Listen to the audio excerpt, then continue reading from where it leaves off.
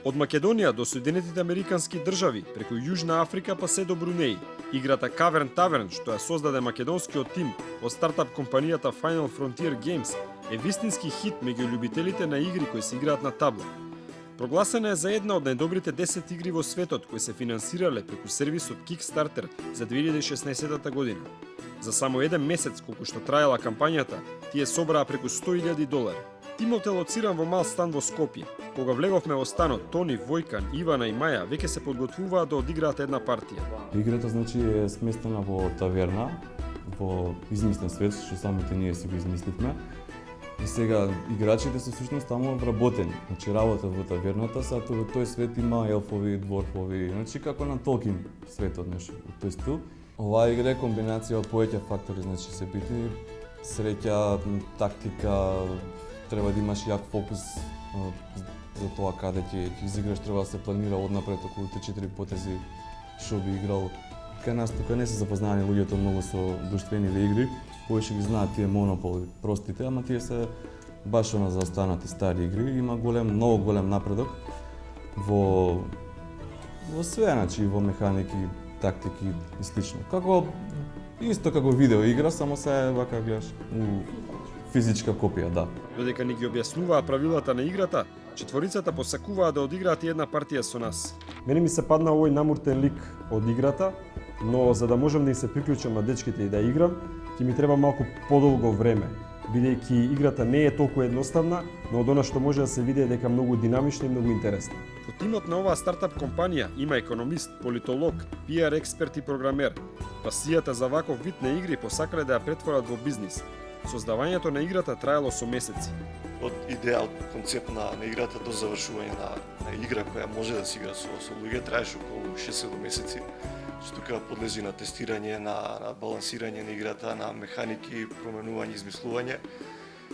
Долг процес е, макотрпен процес е, кој мора да видиш реално производство со реални очи, со објективни очи, дали е доволно добро спремен за да го пуштиш на пазарот. Војкан порано работел како шанкер и како келнер, а денес е дел од фирма со капитал од над $100,000. Од сите искуства во животот, можеби највеќе се најде тоа работењето во кафуле, и голем дел од играта реално е пренесено искуството работење во кафичи, е пренесено во играта преку механики, преку темата, преку самата интеракција меѓу играчите, представен е моментот на работење во кафуле во самата игра. Иако не станува збор за дигитална игра, во тимот има и програмер. Знаеме во последно време дека младите се повеќе пред компјутерите. Тоа може да ти биде професија, но не мора да ти биде целиот живот. Значи битно е да најдеш начин да се дружиш со луѓето, значи во реално време, не пред компјутерите. Има ли потенцијал Cavern Tavern да стане компјутерска игра? Да, има голем потенцијал. Веќе сме во преговори, значи тоа да се изреализира. Меѓутоа чекаме да помине целата фама со друштвената игра, за да можеме да се фокусираме малце повеќе на тоа. За да го финансираат бизнисот, тие одлучиле да водат кампања за собирање на средства преку Kickstarter, сервис каде се финансираат главно стартап идеи. Баравме 18.000, бидејќи тој беше минимумот што нашиот производител, кој се наоѓа во Кина, ни го бараше. Значи 500 копии беа минимум и тоа чинеше со се испорака околу $18,000. Значи без таа цифра ние не можевме ништо. Се изненадиле кога забележале дека играта ја купиле играчи буквално од целиот свет. Имавме интересно од Јужна Африка поддржувачи, имавме од Француска Полинезија, имавме и од Брунеј поддржувачи. Веќе го подготвуваат и второто продолжение од играта, кој би требало да се појави на пазарот годинава.